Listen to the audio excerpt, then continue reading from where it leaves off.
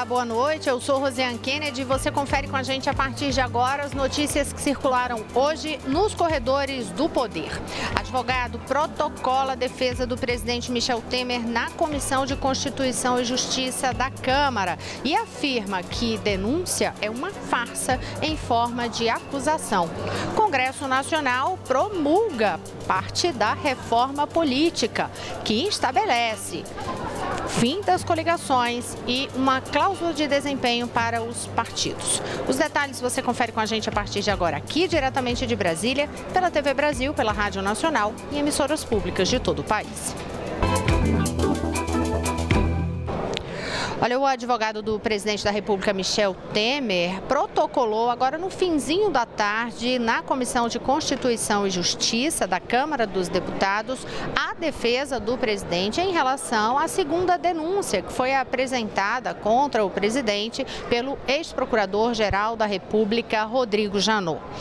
O advogado protocolou isso dentro do prazo, que era o prazo estabelecido, portanto, cumprindo o prazo regimentalmente estabelecido aqui no rito da Câmara dos Deputados. E a gente lembra que naquela segunda denúncia apresentada por Rodrigo Janot, o presidente da República é acusado de obstrução de justiça e também de organização criminosa junto com os ministros Eliseu Padilha e Moreira Franco.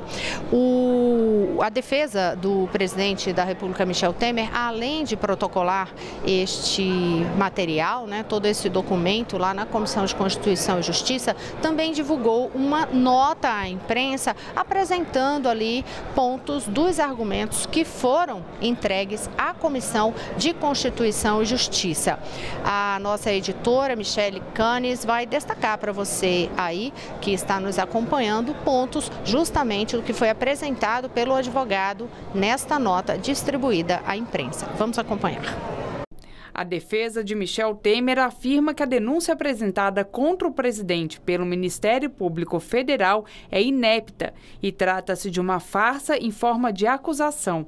O advogado ressalta que a acusação está amparada única e exclusivamente em declarações de delatores que se revelaram malfeitores confessos. Diz que a acusação foi incapaz de apresentar suporte consistente à tese da pretensa existência de organização criminosa e, da mesma forma, que não há sustentação para a acusação de obstrução da investigação. Para a defesa, o que se constata é a imputação de prática de crime pelo simples exercício de atividade política, como se esta pudesse existir sem acordos partidários e tratativas visando a aprovação de projetos de leis, entre outros atos pertinentes. O advogado também ressalta que imputaram-se ao presidente da República fatos anteriores ao exercício do cargo, o que é expressamente vedado pela Constituição. A defesa ainda relembra que a Câmara rejeitou o prosseguimento da primeira denúncia formulada contra o presidente da República e que, na época, não se conheciam fatos que viriam depois ao conhecimento público e que tornariam ainda mais evidentes os métodos sórdidos utilizados pelo então Procurador-Geral da República e seus parceiros privados, a JBS, para atacar o presidente. A defesa avalia que essa segunda denúncia é apenas um desdobramento daquele processo viciado e, sem citar o nome de Rodrigo Janot, afirma que o arqueiro resolveu buscar em outro bambuzal material para suas flechas, sem imaginar que os petardos que disparara antes teriam efeito bumerangue e acabariam por revelar os putrefactos meios para alvejar Temer. E continua: a esperteza, quando é muita, vira bicho e engole o dono. Fecha aspas. A defesa diz que na busca frenética por comprometer Temer, os espertos empresários acabaram por gravar suas próprias conversas, mostrando a forma vil como pretenderam acusar o presidente da República. O advogado diz que os delatores estiveram desde sempre sob orientação de membros do MPF, um dos quais, aliás, em verdadeira operação de agente público. A defesa encerra dizendo que confia que vão rejeitar essa indenização indecência e diz que a tramóia foi lançada exatamente no momento em que a economia nacional começava a mostrar sinais de recuperação, depois de anos sofrendo efeitos da crise fabricada pelos dois mandatários anteriores, e que o golpe que visava a deposição do presidente precisa ser novamente frustrado, que o país necessita voltar à normalidade e seguir seu curso. O advogado Eduardo Carnelós também concedeu uma entrevista. Vamos acompanhar um trecho. Nós apresentamos de forma muito contundente as evidências de que a denúncia apresentada contra o presidente da República é uma das mais absurdas acusações de que se tem notícia na história do Brasil. Trata-se de uma peça absolutamente armada, baseada em provas forjadas, feita com o objetivo claro e até indisfarçado de depor o presidente da República, constituindo, portanto, uma tentativa de golpe no Brasil.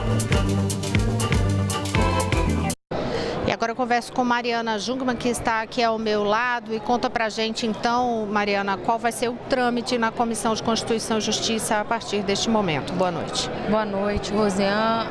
Olha, a partir de agora, começa a contar um prazo de 5 sessões da Câmara dos Deputados para que o relator apresente um parecer prévio e esse parecer seja votado, determinando, então, sendo a favor da continuidade, do prosseguimento desse processo ou pelo arquivamento da denúncia. O relator Bonifácio de Andrada, que até o momento continua na relatoria dessa denúncia, a gente sabe que há ali divergências internas no PSDB, que é o partido de Bonifácio de Andrada, mas o partido ainda não se manifestou oficialmente sobre isso. Hoje, o governador de São Paulo, Geraldo Alckmin, elogiou Bonifácio de Andrada na relatoria e evitou falar sobre esses problemas internos do PSDB.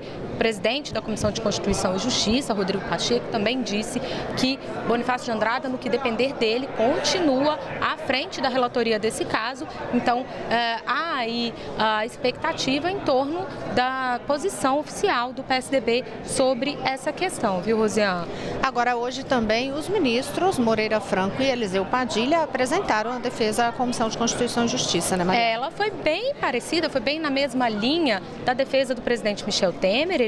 Os advogados classificaram a denúncia contra os ministros de inepta e inconsistente, O advogado do ministro Moreira Franco, Antônio Sérgio Moraes Pitombo, inclusive, disse que, sob o ponto de vista jurídico, a denúncia é absolutamente surpreendente, porque não contém nem estrutura própria de uma acusação desse gênero, nem elementos que indiquem o crime que ela quer apontar. O advogado do ministro Eliseu Padilha também foi no mesmo sentido, de que a denúncia não traz provas, elementos que comprovem ali que os ministros tenham praticado qualquer ato aí digno de uma denúncia. O advogado Daniel Gerber, que foi o responsável por protocolar aqui, então, essa defesa do ministro Eliseu Padilha, ele disse que não há sequer uma menção de participação do ministro em qualquer ato vinculado à Operação Lava Jato. Luciano. A gente segue acompanhando este assunto e trazendo todos os desdobramentos para vocês ao longo da nossa programação. Agora, mudando de assunto, em relação a um outro tema em destaque hoje no Congresso Nacional, agora há pouco o Congresso promulgou a PEC que estabelece mudanças em relação às eleições. Então, é aquela questão da reforma política. A gente falou tantas vezes aqui, não é lenda, não. Desta vez tem sim reforma política dentro do prazo, que era o prazo aí para poder ter aquele princípio da anualidade. No entanto, em relação ao sistema de votação, não vai haver nenhuma mudança para o próximo ano, não. Esta proposta de emenda constitucional, ela realmente acaba com coligações, mas somente a partir de 2020. O que passa a valer, no entanto, a partir de agora, é a questão da cláusula de desempenho. O que é isso? É quando se estabelece um número mínimo de votos com uma expansão por uma área no país para que aqueles os partidos políticos tenham direito a continuar recebendo fundo partidário, direito também ao tempo de propaganda, na propaganda eleitoral gratuita ali em rádio e televisão. Aí você vai entender qual é esse número estabelecido e de que forma isso vai ser cobrado para que os partidos continuem tendo esses direitos, né, a partir das próximas eleições, mas quem vai detalhar para vocês aí esses números novamente é Michele Canes. Para ter direito ao fundo eleitoral e tempo de rádio e televisão, os partidos vão precisar atingir nas eleições de 2018 ao menos um dos seguintes requisitos: 1,5% dos votos válidos para a Câmara dos Deputados distribuídos em pelo menos 9 unidades da federação, com o mínimo de 1% dos votos válidos em cada uma delas, ou eleger ao menos 9 deputados federais em 9 unidades da federação. As regras de desempenho vão aumentando ao longo das eleições até 2030. A partir daí, os partidos vão precisar de um mínimo de 3% dos votos válidos para a Câmara dos Deputados, distribuídos em pelo menos 9 unidades da federação, com um mínimo de 2% dos votos válidos em cada uma delas, ou eleger ao menos 15 deputados federais em 9 unidades da federação.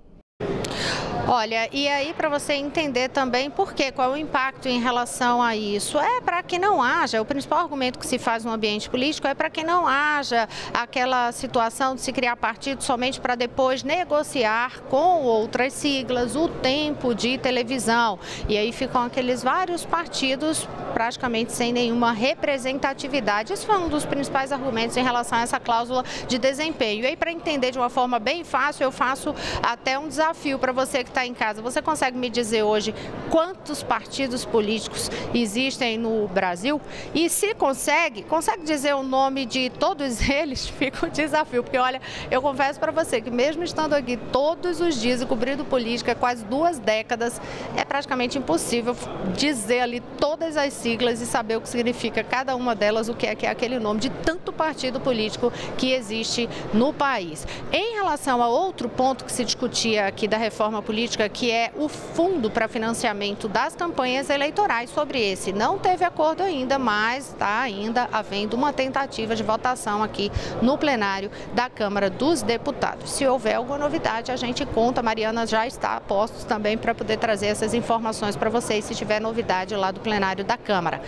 Também está na pauta do Supremo Tribunal Federal questões que dizem respeito às eleições, mas quem vai trazer as informações para a gente sobre quais são os pontos aí, entre eles tem, por exemplo, a questão da possibilidade ou não de candidatura avulsa, ou seja, sem participar de um partido político especificamente, mas quem vai contar para a gente é Daniele Popov, que hoje traz informações da TV Brasil e também da Agência Brasil, já que Carolina Pimentel está de folga. Boa noite, Dani. Boa noite, Rosiane. Pois é, a possibilidade de candidatura avulsa está na pauta do plenário de hoje do Supremo Tribunal Federal.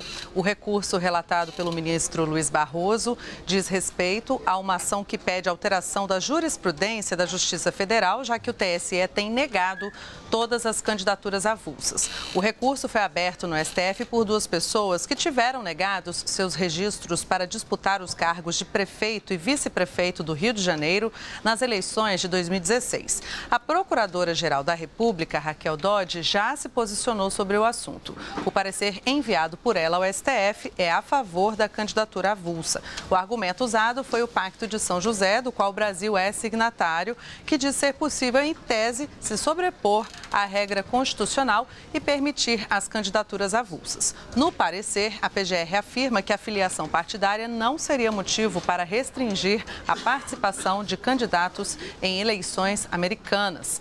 O TSE afirma que a possibilidade desse tipo de candidatura compromete a segurança da eleição brasileira. É o que aponta um estudo realizado pelo órgão prevendo essa situação para as eleições de 2018. Um dos motivos é que mais de 80% dos softwares que serão utilizados no próximo pleito já estão prontos e sendo testados. Se candidatos sem partido participarem das eleições do ano que vem, o processo de votação e totalização dos votos pode ficar inseguro pois promoveria alterações nos programas utilizados atualmente. Bom, e falando ainda sobre eleições, Rosiane, o Supremo decidiu agora há pouco sobre a validade retroativa da lei da ficha limpa. Por 6 votos a 5, são inelegíveis por 8 anos os condenados antes da publicação da lei em junho de 2010. A presidente do Supremo, Carmen Lúcia, desempatou a votação. A decisão impede que quem tenha sido condenado por abuso político e econômico antes de junho de 2010 se candidate às eleições do ano que vem. Antes da lei da ficha limpa, a regra de inelegibilidade em casos de abuso de poder era de 3 anos. Rosiane. Obrigada, Daniele Popov. Já que a gente está falando sobre o Supremo Tribunal Federal, eu vou chamar agora a Jéssica Gonçalves no estúdio da Rádio Nacional, porque ela estava acompanhando justamente a decisão a respeito de um tema que a gente trouxe aqui nos últimos dias, super polêmico, que era aquele pedido para transferência dos presos federais, os criminosos que estão em presídios federais, para seus estados de origem. E hoje teve decisão sobre isso, né, Jéssica? Boa noite. Boa noite, Rosiane. Teve sim. O ministro Alexandre de Moraes, do Supremo Tribunal Federal, negou hoje pedido de liminar feito pela Defensoria Pública da União para retirar detentos que estão há mais de 2 anos em presídios federais e enviá-los de volta aos estados de origem. Moraes concordou com o posicionamento da Procuradora-Geral da República, Raquel Dodge. Em parecer enviado ao Supremo, ela afirmou que não há ilegalidade no caso porque a norma que regula o sistema penitenciário federal não estabeleceu limite para o número de prorrogações. Dodge também afirmou que a devolução dos presos poderia comprometer a segurança pública no país e defendeu que cada situação seja analisada individualmente e não por meio de habeas corpus coletivo. O pedido da DPU provocou polêmica porque, caso fosse acatado, presos como os traficantes Fernandinho Beiramar e o NEM da Rocinha retornariam para presídios de São Paulo e do Rio de Janeiro, o que poderia facilitar o comando exercido por eles sobre grandes organizações criminosas. O governo do Rio se manifestou contra o pedido e o assunto mobilizou também o ministro da Defesa, Raul Jungmann, e o presidente da Câmara, Rodrigo Maia, que solicitaram pessoalmente ao ministro Alexandre de Moraes que não acatasse o pedido da Defensoria Pública da União. A DPU ainda pode recorrer da decisão. E mesmo após negar a liminar, Moraes pode enviar o habeas corpus para que os demais ministros do STF analisem o mérito da questão. Rosiane. Obrigada, Jéssica Gonçalves. No próximo bloco, outras notícias nos corredores do poder. Eu volto já.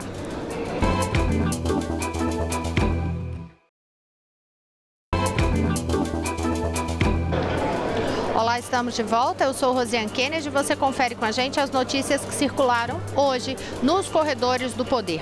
A gente abre este bloco falando da principal pauta hoje em relação à agenda lá no Palácio do Planalto, que foi o anúncio de medidas da parte do governo federal para favorecer aí micro e pequenas empresas. Quem vai contar os detalhes para a gente é Daniele Popov. Foi, Rosiane, é verdade. O governo anunciou 9 bilhões de reais em linhas de crédito para micro e pequenas empresas, além da ampliação de ações de qualificação para o segmento. Desse valor, 8 bilhões serão para novos empréstimos e 1 bilhão para renegociação de dívidas.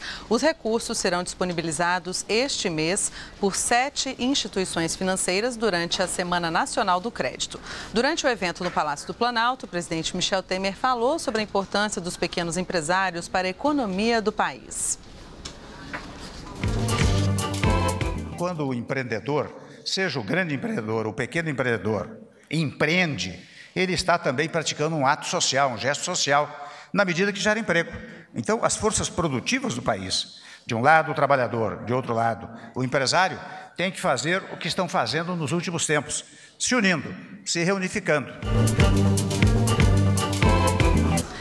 Dados do Ministério do Trabalho indicam que entre janeiro e agosto deste ano, as micro e pequenas empresas foram responsáveis pela criação de 327 mil postos de trabalho e já são responsáveis por mais da metade dos empregos formais no país.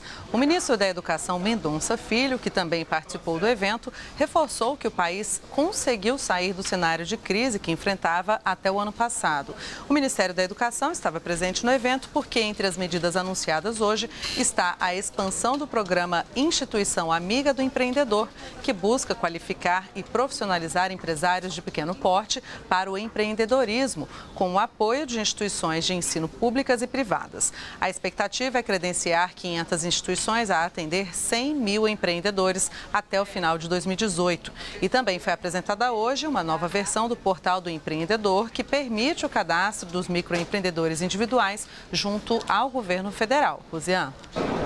Obrigada, Daniele Popov. Quem também participou deste evento foi o presidente do Sebrae, Afife Domingos. E neste evento, além de elogiar as medidas especificamente anunciadas aí pelo governo, a Afife aproveitou para fazer uma cobrança aqui do Congresso Nacional em relação ao Refis, a aprovação do Refis, aquele programa de refinanciamento de dívidas. Ele fez uma cobrança para que os micro e pequenos empresários também sejam beneficiados em relação a um refinanciamento. Mas quem vai contar detalhes para a gente é Jéssica Gonçalves. Rosiane, depois que os deputados aprovaram a medida provisória aí que institui o refinanciamento de dívidas para pessoas físicas e grandes empresas, representantes dos micro e pequenos empresários exigem tratamento igual para as firmas de pequeno porte. O presidente do Sebrae, Guilherme Afife Domingos, disse que vai cobrar do Executivo e do Legislativo uma lei complementar para o refinanciamento de débitos para as micro e pequenas empresas. Nós corremos o risco de fazer um tratamento diferenciado previsto na Constituição, ao contrário. Ou seja, menos favorecido para os pequenos, mais favorecido para os outros. Essa injustiça não pode perdurar. Eu acho que o Congresso tem que, por urgência urgentíssima, apresentar um projeto por uma questão de justiça com esse segmento que hoje significa o desenvolvimento do país. De acordo com o texto aprovado na Câmara dos Deputados, será permitida a repactuação das dívidas que venceram até o dia 30 de abril deste ano ou de contratos firmados após a publicação da medida provisória, desde que o pedido do devedor seja feito até 31 de outubro. A medida também concede por 5 anos isenção de tributos e contribuições federais para igrejas e escolas vocacionais, se exercerem atividade de assistência social sem fins lucrativos. Eu volto com você, Rosiane. Obrigada, Jéssica Gonçalves. Agora eu vou chamar a nossa repórter Vanessa Casalino, na redação da TV Brasil em São Paulo, porque Vanessa tem trazido sempre detalhes aqui em relação às propostas de privatizações lá em São Paulo. E hoje, Vanessa, você tem informações justamente sobre a questão da lei. Agora é lei em relação à desestatização. Conta pra gente o que é que entra nisso aí. Boa noite. Olá, Rosiane, boa noite para você, boa noite a todos. O prefeito João Dória sancionou hoje a lei do pacote de concessões à iniciativa privada, que inclui parques, praças, terminais de ônibus, o mercado municipal, os planetários, além do bilhete único de transporte urbano. Essas empresas devem assumir os serviços a partir do ano que vem. A lei tinha sido aprovada pela Câmara em setembro, com 38 votos favoráveis e 13 contra. O prefeito vetou uma mudança na lei, um artigo que obrigava a futura concessionária dos terminais de ônibus a construir habitações para famílias de baixa renda. Ao todo, são 27 terminais de ônibus que vão ser concedidos à iniciativa privada, além da gestão do bilhete único de transporte urbano. E, segundo João Dória, essas mudanças não vão resultar em aumento na tarifa do transporte. O prefeito disse ainda que esse programa de desestatização deve gerar uma economia de 5 bilhões de reais até 2020 e que esses recursos devem ser direcionados a áreas como saúde e educação. Rosiane.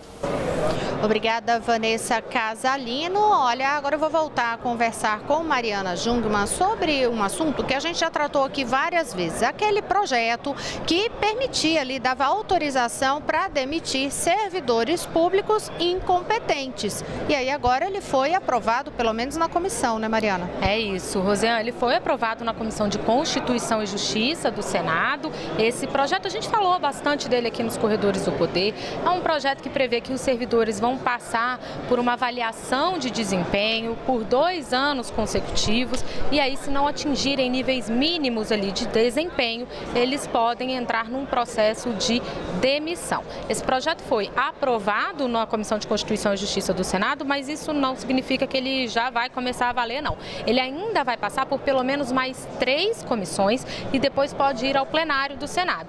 Mesmo que seja aprovado em todas essas esferas, Rosiane, ele ainda virá para a Câmara dos Deputados. Onde deve passar por uma ampla discussão polêmica, né, Mariana? A gente lembra que quando a gente começou a tratar sobre este assunto aqui, eu até coloquei lá no Twitter, né, no meu perfil, @RosianeKennedy, uma enquete sobre qual era a avaliação das pessoas a respeito disso, se realmente deveria haver essa possibilidade ou não. E a maioria ali absoluta se manifestou a favor de que sim, os servidores públicos fossem submetidos a essa análise de desempenho e que, se fossem incompetentes, comprovadamente ali em relação à cláusula de desempenhos deles, né, não cláusula de desempenho de partido, que eu já falei tanto de partido político hoje, mas em relação ao desempenho deles, que eles pudessem sim ser demitidos. Agora, foram apresentados ali também vários argumentos, tanto dos que eram favoráveis a essa possibilidade de demissão, como dos que ressaltavam a necessidade de se manter a estabilidade, né, Mariana? Rosiane, quem é contra esse tipo de projeto lembra que o servidor precisa ter uma isenção para atuar no serviço público sem sofrer pressões. Vamos citar um exemplo, por exemplo, um delegado da Polícia Federal que estiver conduzindo uma investigação de corrupção. Ele precisa ter garantida a isenção dele e é por isso que existe esse tipo de proteção, vamos dizer assim, em que ele não pode ser demitido sem justa causa. Então, quem é contra o projeto tem o receio de que servidores possam ser perseguidos. E aí há uma preocupação em se criar mecanismos dentro dessa avaliação que garanta que esse tipo de situação não vá ocorrer. E até você já foi aí nesse caso, né, especificamente, que é super sério, sobre corrupção, não sei o quê, mas casos de perseguição política também foram apresentados ali, se a pessoa é vinculada a um partido, trabalha em determinado órgão. De toda forma, os que são a favor de que sim, se é incompetente, tem que ser demitido sim, tal qual na iniciativa privada, o que mais ressaltavam é que o servidor muitas vezes se encosta, fica sem produzir, já que não pode ser demitido simplesmente porque não está dando conta ali do trabalho ou está deixando o trabalho sem dar tanta prioridade, já que a cobrança em relação a ele é bem diferente do que ocorre na iniciativa privada, onde certamente a gente pode dizer, rodaria e iria para o mercado de volta. A gente encerra, amanhã a gente traz outras informações. Mariana Jungmann vai acompanhar as votações no plenário, né, Mari? E vai trazer as informações para a gente. Boa noite a todos, boa noite, Mari. Boa Obrigada, noite, até amanhã.